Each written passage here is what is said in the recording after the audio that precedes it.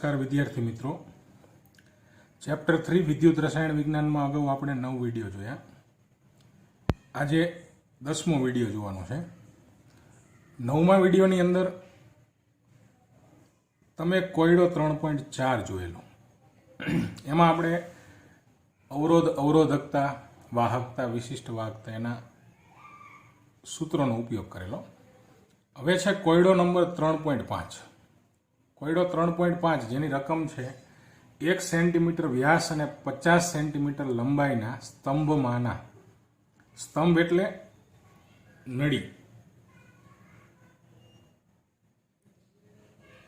आ कोई एवी आडी अथवा ऊभी नळी आपणे लई लईए के जेमां आपणे द्रावण भरशुं अने एनी वाहकता अथवा अवरोध मापवा माटे वाहकता कोष तरीके काम करशुं।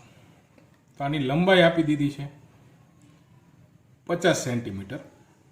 हवेनो व्यास आप्यो छे जे आ बाजुनी जे सपाटी छे, आ सपाटी वर्तुळाई छे, एनो व्यास आप्यो छे 1 सेंटीमीटर, एनी त्रिज्या 0.5 सेंटीमीटर थाय। एनी अंदर 0.05 मोलर NaOH द्रावण भर्યું છે, એનો અવરોધ આપી દીધો છે। હવે આપણે અવરોધકતા, વાહકતા અને મોલર વાહકતા શોધવાની છે। તો અહીંયા અવરોધકતા શોધવા માટે આપણે અવરોધ આરનું સૂત્ર છે ρL/A, જેમાં ρને કરતા બનાવી તો અવરોધકતાનું સૂત્ર RA/L થાય। હવે આમાં તમને R આપી દીધો છે, અવરોધ આપી દીધો છે, બીજું L આપી દીધો છે, લંબાઈ પણ આપી દીધી છે, તો ક્ષેત્રફળની જરૂર પડે। હવે ક્ષેત્રફળ છે, આ વર્તુળ સપાટી છે, તો એનું ક્ષેત્રફળ આપેલું નથી। હવે શોધવા માટે તમારે વર્તુળના ક્ષેત્રફળ નું સૂત્ર લગાવવું પડે। તો વર્તુળના ક્ષેત્રફળનું સૂત્ર થાય πr²। હવે અહીંયા પાઈની કિંમત થાય 3.14। આર એટલે ત્રિજ્યા, ત્રિજ્યા આપણને આપી છે 0.5 સેન્ટીમીટર, તો 0.5²। હવે આની તમે ગણતરી કરશો તો આની ગણતરી કર્યા બાદ આપણને ફાઇનલ જવાબ મળશે 0.785। હવે ત્રિજ્યા સેન્ટીમીટરમાં છે એટલે એકમ આનો બનશે સેન્ટીમીટર સ્ક્વેર। તો આપણને આ ક્ષેત્રફળ મળી ગયું। હવે ક્ષેત્રફળનો ઉપયોગ કરી આપણે અવરોધકતાના સૂત્રમાં મૂકેલા અવરોધકતા મળી જશે। તો અહીંયા આપણે ક્ષેત્રફળ 0.785, આર અવરોધની કિંમત મૂકી અને લંબાઈની કિંમત મૂકી। આની ગણતરી આપણે કરીશું એટલે આનો ફાઇનલ જવાબ આપણને મળશે 87.135। હવે આનો એકમ શું બનશે? ઓહમ। સેન્ટીમીટર સ્ક્વેર અને સેન્ટીમીટર એટલે એકમ બનશે ઓહમ ઇન્ટુ સેન્ટીમીટર। તો એક કિંમત આપણને મળી અવરોધકતાની। હજી બે બાબત શોધવાની છે, એક છે વાહકતા અને એક છે મોલર વાહકતા। હવે છેલ્લા વિડીયોમાં પણ ચર્ચા કરેલી કે વાહકતા છે એ આપણે હવે જી ન ગણતા હંમેશા વાહકતા કે જ ગણીશું। મોલર વાહકતામાં તમારે કે ની જરૂર પડશે, એટલે આપણે અહીંયા વાહકતા જી ન લેતા વિશિષ્ટ વાહકતા કે ને જ આપણે વાહકતા કહી દઈએ। તો કે શોધવા માટેનું સૂત્ર શું છે કે ભાઈ વિશિષ્ટ વાહકતા કે છે એ અવરોધકતાનો વ્યસ્ત છે, એટલે કે બરાબર સીધું જ 1/ρ લખી શકાય। તો એના આગળ સૂત્રોમાં જવાની જરૂર જ નથી। 1/ρ મળેલો છે તો 1/87.135 ઓહમ ઇન્ટુ સેન્ટીમીટર। આની કિંમત તમે શોધો તો તમને મળશે 0.01148। હવે એકમ બનશે ઓહમ ઇન્વર્સ સેન્ટીમીટર ઇન્વર્સ, પણ ઓહમ ઇન્વર્સને આપણે મો અથવા સિમેન્સ કહીએ છીએ, તો જનરલી આપણે સિમેન્સનો ઉપયોગ કરશું। તો વિશિષ્ટ વાહકતા અથવા વાહકતા કે મળી ગઈ। ત્રીજી બાબત છે મોલર વાહકતા શોધવાની। તો મોલર વાહકતાનો આપણે સિમ્બોલ આપેલો મોલર વાહકતા લેમડા, એનું સૂત્ર હતું K/C, કે 1 પ્રતિ મોલર વાહકતાને આપણે મોલર વાહકતા કહેતા, પણ એને 1000 વડે ગુણી દેતા એકમનું સેટિંગ કરવા. કારણ કે આમાં મોલ પ્રતિ લીટર આવતું અને આમાં સેન્ટીમીટર આવતું, એટલે siemens centimetre square mall inverse એકમ આપણો બને.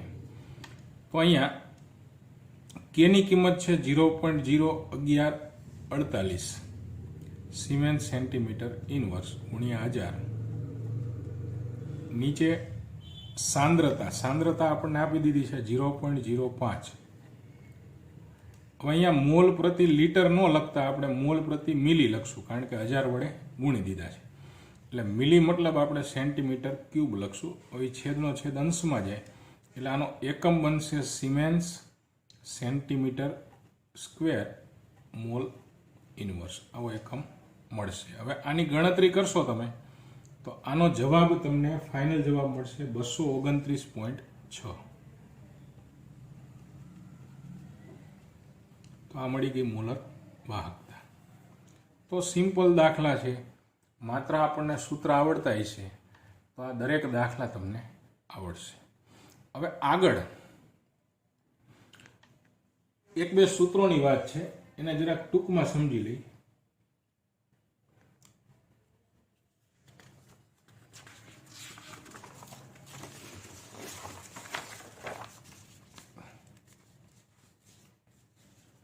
તમને આ કોયડાની પછી અમુક સૂત્રો આપેલા છે કે ફોર એક્ઝામ્પલ એક વાહકતા જીનું સૂત્ર આપ્યું છે કે A/L. હવે એમાં અમુક પરિસ્થિતિની વાત કરી છે કે જો ક્ષેત્રફળ 1 એકમ હોય અને લંબાઈ પણ 1 એકમ હોય તો તમે G બરાબર K કહી શકો. એટલે જે વાહકતા છે એને તમે વિશિષ્ટ વાહકતા કહી શકો. તો આ દરેક અલગ અલગ પરિસ્થિતિ માટેની વાત છે, એટલે આમાં કંઈ સમજવા જેવું છે નહીં. એ જ રીતે મોલર વાહકતાને આપણે વાહકતા જ કહીએ G. એટલે આમ આપણે K/C લખી છીએ, પણ 1 મોલર હોય તો λm બરાબર K લખાય. K એટલે વિશિષ્ટ વાહકતા, G એટલે વાહકતા, એ બે સરખું જ ગણી શકાય. તો λm બરાબર G લખીએ તો જીનું સૂત્ર છે KA/L કાલ. તો અહીંયા તમે λm બરાબર કાલ લખી શકો. આ સૂત્રમાં પણ તમે A બરાબર 1 એકમ લો, L બરાબર 1 એકમ લો તો λm બરાબર K મળે. એ જ રીતે આમાં બીજી પરિસ્થિતિની ચર્ચા કરી છે કે આ સૂત્રમાં જો તમે L બરાબર 1 એકમ લઈ લો અને A, હવે A એટલે ક્ષેત્રફળ. જો કોઈ દ્વિપરિમાણીય પાત્ર હોય તો એનું ક્ષેત્રફળ હોય, પણ આ ક્ષેત્રફળની બદલે આપણે જો આખું ત્રિપરિમાણીય પાત્ર હોય તો તમે એનું ઘનફળ લઈ શકો. ઘનફળને જ તમે કદ કહી શકો. કદનો સિમ્બોલ આપણે શું આપી શકીએ? V. તો આ સૂત્ર શું બનશે? λm બરાબર K અને એની બદલે ક્ષેત્રફળની બદલે ઘનફળ અથવા કદ V લઈએ તો કેવી સૂત્ર બને. આ સૂત્રોની કંઈ આમ જોવા જાવ તો ઉપયોગિતા રહેતી નથી, ખાલી સમજવા પૂરતું છે. જો 1 એકમ લઈએ તો λm બરાબર K થાય.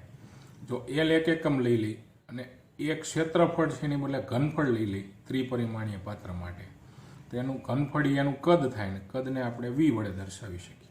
તો આવા 1-2 સૂત્રો આપેલા છે. હવે આગળ નવો એક મુદ્દો ચાલુ થાય છે, એની જરા ચર્ચા કરી લઈએ.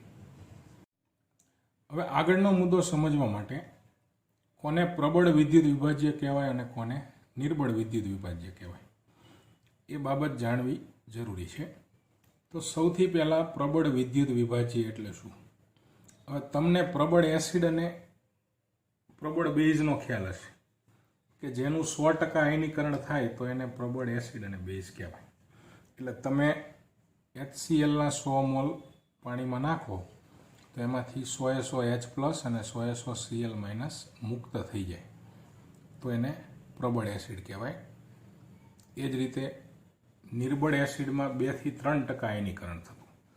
એટલે તમે એસિટિક એસિડ છે એને પાણીમાં ઓગાળો એના 100 મોલ તો એમાં 100 આયનો છૂટા નહીં પડે, એમાં માત્ર 2 થી 3 આયનો જ છૂટા પડશે. તો એ તમને ખ્યાલ છે. હવે પ્રબળ વિદ્યુત વિભાજ્યમાં કોનો સમાવેશ થાય? તો એમાં એક તો સૌથી પહેલા બધા જ પ્રબળ એસિડનો સમાવેશ થઈ જશે. એ જ રીતે બધા જ પ્રબળ બેઝનો સમાવેશ થઈ જાય. પ્રબળ એસિડનું લિસ્ટ આપણને ખ્યાલ જ છે, છતાં એકવાર લઈ લઈએ કે HCl, HNO3, H2SO4. HCl કરતાં પણ HBr છે, HI છે, એ પ્રબળ છે. HCl કરતાં પણ HBr અને HI પ્રબળમાં ગણાય. આ સિવાય પ્રબળ બેઝમાં સમૂહ 1 અને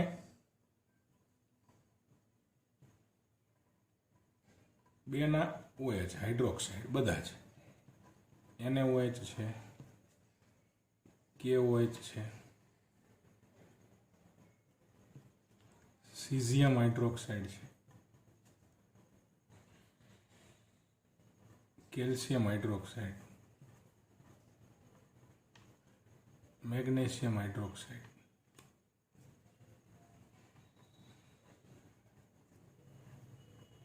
ટૂંકમાં સમૂહ 1 અને સમૂહ 2ના હાઇડ્રોક્સાઇડ છે એ બધા જ પ્રબળ બેઝમાં આવશે. તો આ દરેક પ્રબળ એસિડ હોય કે પ્રબળ બેઝ હોય એને પ્રબળ વિદ્યુત વિભાજ્ય કહેવાય, પ્રબળ દ્રાવ્ય કહેવાય. એટલે કે એની વાહકતા વધુ હોય છે. હવે ક્ષારની વાત કરીએ એ પહેલા આપણે નિર્બળ વિદ્યુત વિભાજ્યની વાત કરી દઈએ કે નિર્બળ વિદ્યુત વિભાજ્યમાં કોણ આવશે?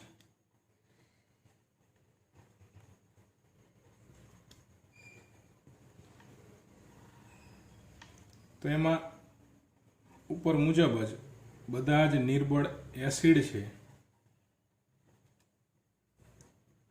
એનો સમાવેશ આપણે નિર્બળ વિદ્યુત વિભાજ્યમાં કરશું, અને એવી જ રીતે બધા જ નિર્બળ બેઝ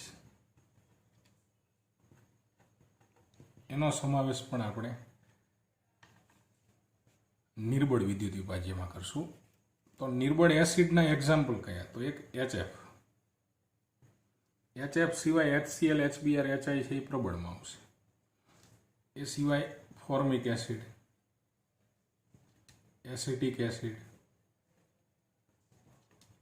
બેન્ઝોઇક એસિડ, એ સિવાય HCN હાઇડ્રોસાયનિક એસિડ એ ખૂબ જ નિર્બળ છે, HCN. તો આ બધા જે છે એ નિર્બળ એસિડમાં આવશે. નિર્બળ બેઝની વાત કરીએ તો એમાં સમૂહ 1, 2ના હાઇડ્રોક્સાઇડ પ્રબળમાં આવે, એના સિવાયના બધા નિર્બળમાં. તો એક તો NH4OH એમોનિયમ હાઇડ્રોક્સાઇડ, એ સિવાય એલ્યુમિનિયમ હાઇડ્રોક્સાઇડ, ઝિંક હાઇડ્રોક્સાઇડ. ટૂંકમાં સમૂહ 1 અને 2 સિવાયના જે કંઈ છે FeOH3 આ બધાનો સમાવેશ આપણે નિર્બળ બેઝમાં કરીશું. તો બધા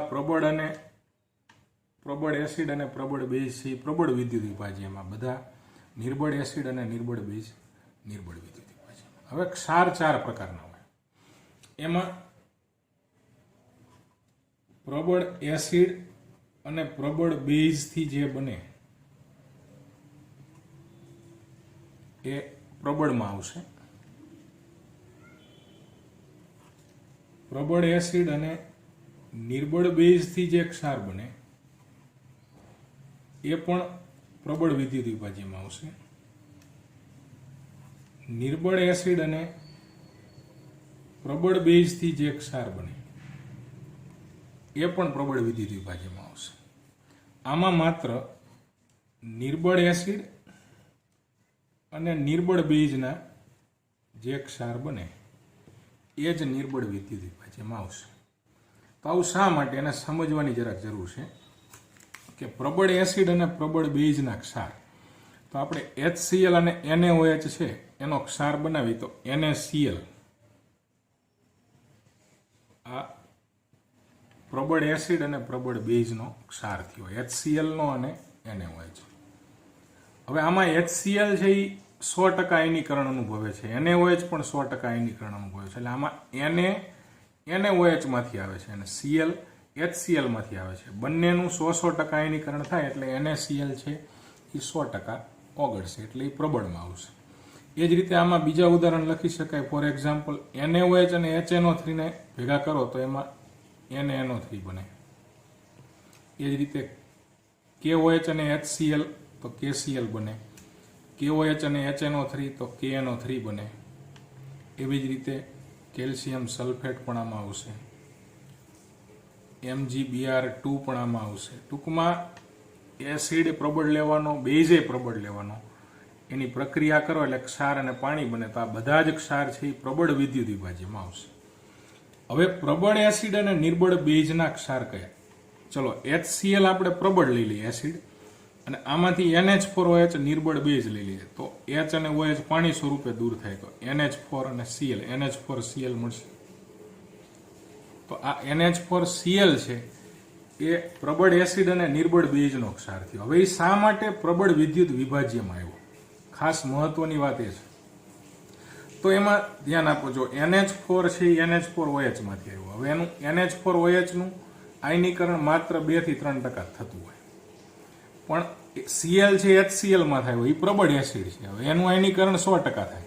તો Cl માઇનસ 100 નીકળી જાય તો NH4 પ્લસ તો ઓટોમેટિક 100 નીકળી જ જશે. ખ્યાલ આવ્યો કે 100 NH4Cl તમે લો તો એમાં Cl 100 નીકળી ગયા તો NH4 પ્લસ ઓટોમેટિક નીકળી જશે. તો બંને પ્રબળ હોય તોય ચાલે અને બેમાંથી એક પ્રબળ હોય તો એ પ્રબળ જ બનશે. બંને નિર્બળ હોય તો જ એ કેવો બનશે? નિર્બળ. તો આના અમુક બીજા ઉદાહરણ લખું છું, તમે પ્રેક્ટિસ કરજો. AlCl3 છે, NH4NO3 છે, ZnSO4 છે,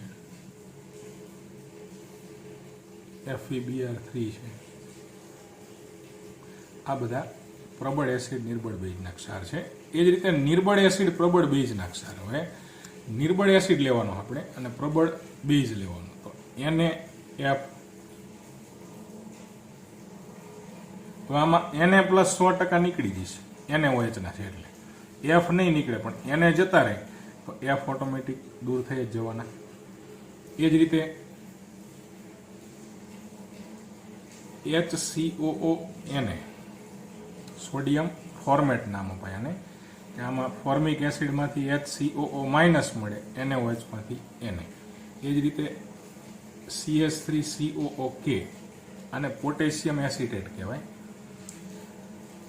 એ જ રીતે KCN, NaCN, આ બધા પ્રબળ બેઝ અને નિર્બળ એસિડના ક્ષાર છે. હવે છેલ્લી વાત કરીએ નિર્બળ એસિડ અને નિર્બળ બેઝના ક્ષાર. તો NH4OH અને HF ને ભેગા કરીએ તો આના એક્ઝામ્પલમાં આવે NH4F, એમોનિયમ ફ્લોરાઇડ.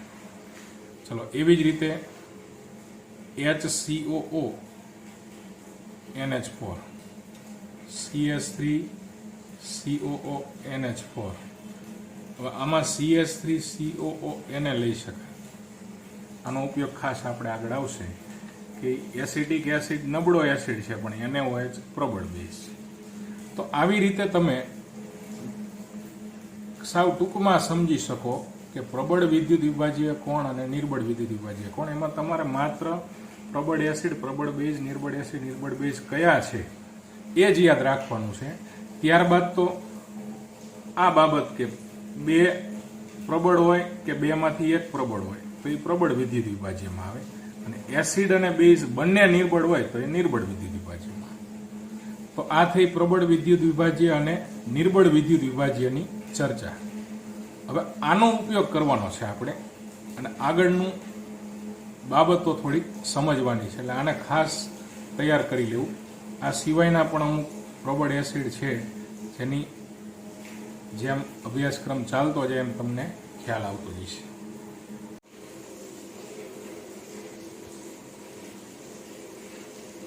તો હવે નેક્સ્ટ મુદ્દો છે અનંત મંદ અને મોલર વાહકતા. તો એને લેમડા 0 એમ કીધું છે. 0 લખવાનું કારણ બીજું છે, એનું બીજું નામ છે શૂન્ય સાંદ્રતા એ મોલર વાહકતા. અથવા એનું બીજું નામ છે સીમિત મોલર વાહકતા. હવે દરેકનો એક જ અર્થ છે કે કોઈ પણ દ્રાવણ છે એમાં મહત્તમ મોલર વાહકતા કેટલી હોય. સીમિત એટલે ત્યાં એનો એન્ડ આવી ગયો, એનાથી વધારે થઈ શકે નહીં. હવે આ બે નામ કેવી રીતે આવ્યા એને સમજવાનો પ્રયત્ન કરીએ. તો અહીંયા એક આલેખ આપણને આપેલો છે જે લેમડા એમ અને સાંદ્રતા. હવે અહીંયા સાંદ્રતા ન લેતા સાંદ્રતાનું વર્ગમૂળ લીધેલું છે. વાય અક્ષ ઉપર લેમડા એમ મોલર વાહકતા આપેલી છે, જ્યારે એક્સ અક્ષ ઉપર સાંદ્રતાનું વર્ગમૂળ આપેલું છે. હવે અહીંયા સાંદ્રતાનું વર્ગમૂળ શા માટે? કે ધારો કે આ આલેખ છે એ ખૂબ જ મોટો થતો હોય તો એને ટૂંકો કરવા માટે અહીંયા સાંદ્રતાનું વર્ગમૂળ લીધું. ફોર એક્ઝામ્પલ અહીંયા 25 હોય તો 25 ન લેતા આપણે 5 જ લેવા પડે, કારણ કે એનું વર્ગમૂળ છે. એટલે આલેખ લાંબો ન થતા એને ટૂંકાવવા માટે અહીંયા સાંદ્રતાનું વર્ગમૂળ લીધેલું છે. અહીંયા જે એક આલેખ આપ્યો છે એ આપણને પ્રબળ વિદ્યુત વિભાજ્યનો આપ્યો છે. હવે સાંદ્રતા અને મોલર વાહકતાનો સંબંધ તમને ખ્યાલ હોવો જોઈએ. લેમડા એમ બરાબર k/c, તો k વાહકતા અને લેમડા એમને સમપ્રમાણ, એટલે કે મોલર વાહકતા કોક વાહકતા કોક બંને એક સાથે વધે, બંને એક સાથે ઘટે. હવે ટ્રાફિકનું તમને સમજાવ્યું હતું કે દ્રાવણમાં જે આયનો છે તો સાંદ્રતા ઓછી હોય તો એ ઝડપથી ધન અને ઋણ ધ્રુવ ઉપર પહોંચી શકે, જ્યારે ટ્રાફિક વધુ હોય, સાંદ્રતા વધુ હોય તો અડચણ ઊભી થાય અને વાહકતા ઓછી થાય. તો અહીંયા આપણે આ બાજુથી ન જતા આ બાજુથી આમ આવશું કે ફોર એક્ઝામ્પલ જો અહીંયા સાંદ્રતા મેક્સિમમ છે, વધુ છે, તો વાહકતા આટલી છે. હવે તમે આમ સાંદ્રતા ઘટાડતા જાઓ છો તો આ બાજુ વાહકતા વધતી જાય છે. તમે અહીંયા પહોંચ્યા તો વાહકતા ઘણી બધી વધી ગઈ. તો અહીંયા શું વાત કહી શકાય કે જેમ સાંદ્રતા ઘટશે એમ મોલર વાહકતા વધશે. હવે મારે એને સીમિત મોલર વાહકતા સુધી લઈ જવી છે. હવે ફોર એક્ઝામ્પલ KCl નું તમે દ્રાવણ બનાવ્યું, હવે એને તમે મંદ કરવા, સાંદ્રતા ઘટાડવા શું કરશો? એમાં પાણી નાખશો. પાણી નાખતા જાઓ એટલે મંદ થતું જાય, મંદ થતું જાય એટલે એની સાંદ્રતા ઘટતી જાય તો સામે વાહકતા વધતી જાય. હવે તમને મહત્તમ વાહકતા ક્યારે મળશે? તો કે શૂન્ય સાંદ્રતાએ. તો શું પ્રેક્ટિકલી શૂન્ય સાંદ્રતા શક્ય છે? એકવાર તમે KCl નાખી દીધો હોય પછી તમને શૂન્ય સાંદ્રતા મળે નહીં. તમે ગમે એટલું પાણી નાખશો તો શૂન્ય સાંદ્રતા નહીં મળે. એટલે આ આલેખ અહીંયા સુધીનો છે. હવે તમારે એને શૂન્ય સાંદ્રતાએ લંબાવી દેવો હોય તો આને તમે માપપટ્ટી વડે લંબાવી દો તો આપણને આ કિંમત જે મળી, આ કિંમત કોની મળી? મેક્સિમમ મોલર વાહકતા મળી, મહત્તમ મોલર વાહકતા અથવા શૂન્ય સાંદ્રતાએ મોલર વાહકતા. હવે ખ્યાલ આવી ગયો છે. સીમિત મોલર વાહકતા અથવા અનંત મંદને તમે મંદન કરતા જ ગયા એક સમય એવો આવશે કે અનંત મંદન, હવે પ્રેક્ટિકલી શક્ય નથી અનંત મંદન, પણ તમે એવું કહી શકો આલેખને લંબાવી કે અહીંયા અનંત મંદને જે મોલર વાહકતા મળી એને શું કહેવાય? એની λ0 એમ. તો આ અનંત મંદને જે વાહકતા છે એ આ બધી જ મોલર વાહકતા કરતા હંમેશા વધારે જ હોય. તો આનું આપણને એક સૂત્ર આપેલું છે લેમડા એમનું, કે lambda m is equal to λ0m minus a c ની 1/2. એટલે કે λ0m માંથી કંઈક તમે બાદ કરશો ત્યારે લેમડા એમ મળશે, કારણ કે λ0m ની કિંમત છે એ ઓલવેઝ લેમડા એમ કરતા મોટી હોય અથવા એના જેટલી હોય. અને સરખાવી દો y is equal two c plus mx સૂત્ર સાથે, તો કહી શકાય કે x અક્ષ ઉપર √c લેવાનું છે આપણે, y અક્ષ ઉપર લેમડા એમ લેવાનું છે. આંતરછેદ, આને આંતરછેદ કહેવાય. આંતરછેદ કેટલો મળ્યો તમને? λ0m જેટલો. અને ઢાળ ઉપરથી a છે એ અચળાંક છે, એ અચળાંકની કિંમત તમને ઢાળ ઉપરથી મળી ગઈ છે. હવે આ પ્રબળ વિદ્યુત વિભાજ્યની વાત થઈ કે કોઈ પણ પ્રબળ વિદ્યુત વિભાજ્ય હમણાં આપણે જોયા એનું તમે દ્રાવણ બનાવશો તો એનો આલેખ તમને આવો મળશે. હવે નિર્બળ વિદ્યુત વિભાજ્યનો આલેખ તમને આવો મળે છે. પ્રબળ વિદ્યુત વિભાજ્યમાં શું હતું? કે તમે એને લંબાવી દેતા આલેખને, કે આ આલેખને તમે લંબાવી દીધો તો આ આલેખ જે છે એ નિર્બળ વિદ્યુત વિભાજ્યનો છે. ફોર એક્ઝામ્પલ એસિટિક એસિડનો છે.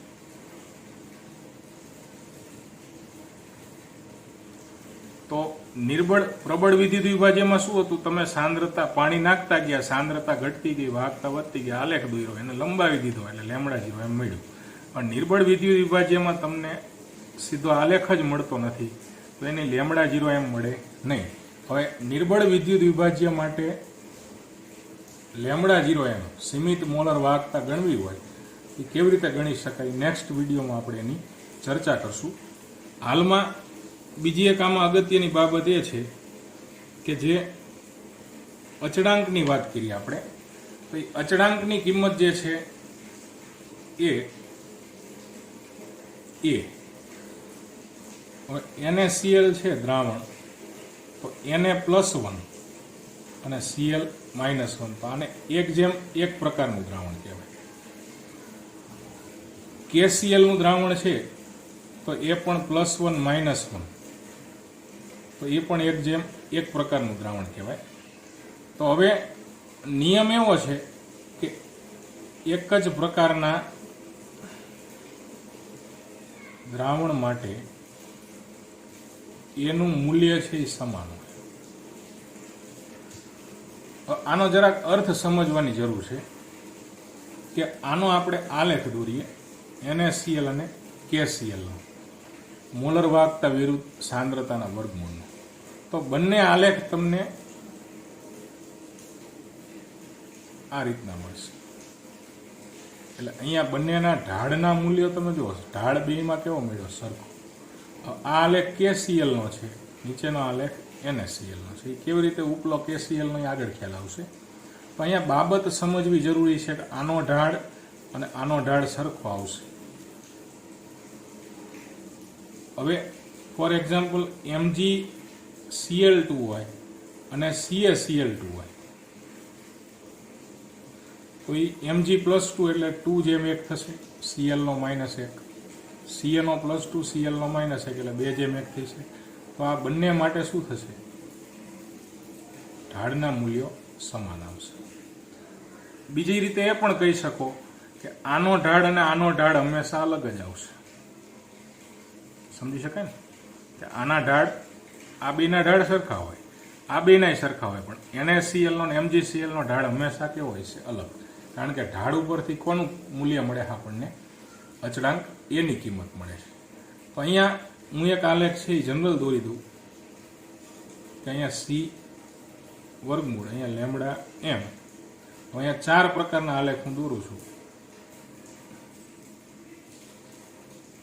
આ આલેખ મેં KCl નો દોર્યો, આ આલેખ મેં NaCl નો દોર્યો. હવે